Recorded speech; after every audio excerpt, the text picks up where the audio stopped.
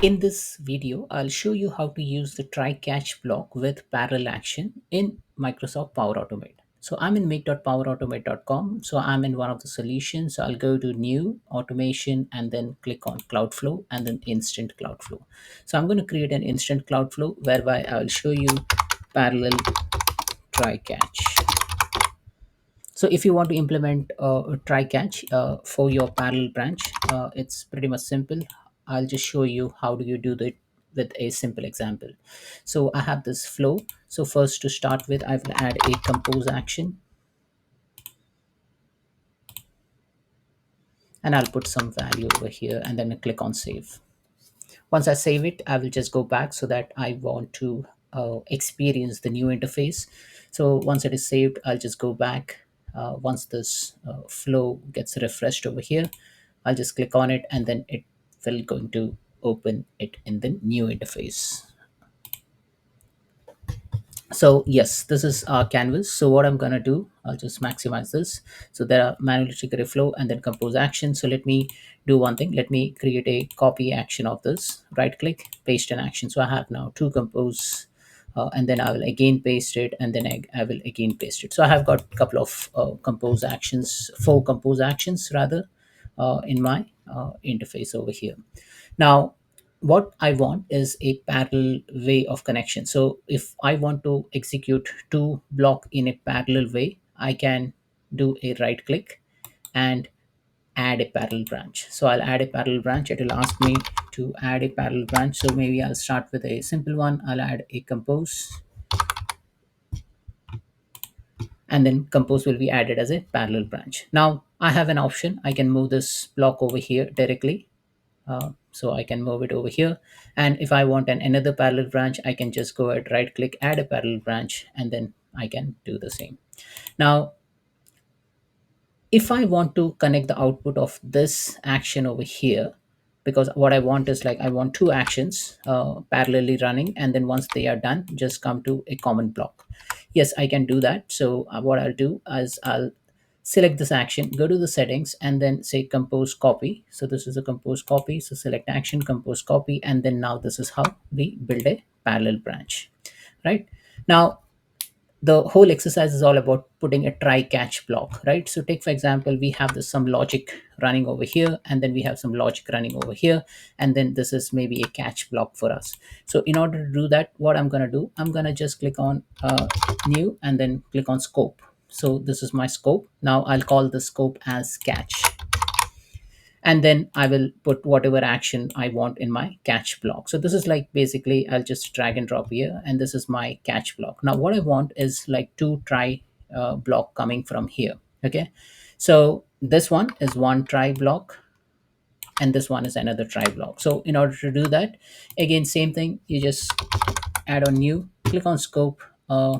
Under control you will find scope, new, scope, and let me rename this to try one, and let me rename this to try two. So these are my try blocks, and then once it gets executed, then say let's assume this is the big logic. Okay, try logic, and let's assume we have some action after this, and after that it goes to the catch block. Okay, so this is how my flow will look like. Okay, so I have some business logic in here, business logic over here. Once it is done, it comes here and then it goes to try.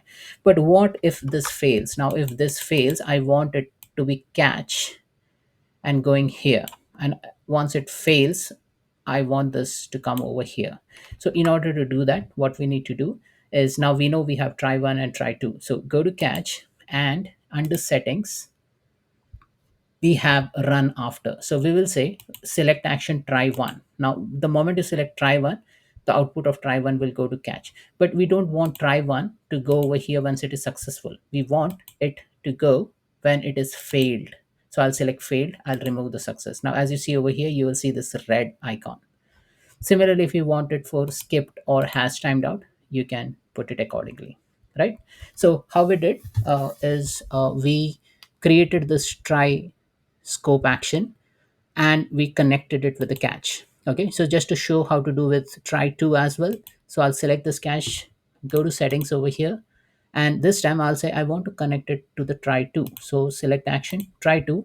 And then what I want is not on successful, because if the block fails, or if it is timed out, or if it is skipped, I want this action to come in. So this is how you basically design the flow. Okay, so in short, what has happened is we have two parallel block, try one, try two, and after the successful execution of this block, it will go here. After successful execution of try to, it will go here. And then once all this is successful, it will it should not go to catch block. Okay, so for that, so if you want all the things to get terminated over here, you will say run the catch block only if there is an exception in try one. And after compose copy one and compose copy over here, I don't want it to go to catch. Okay, so then I will say under settings, we have compose one copy, so I don't want it to go to the catch. I will just say if it is failed, or if it is skipped, or is timed out, then only come here. And if you see, this hard line has gone into dotted.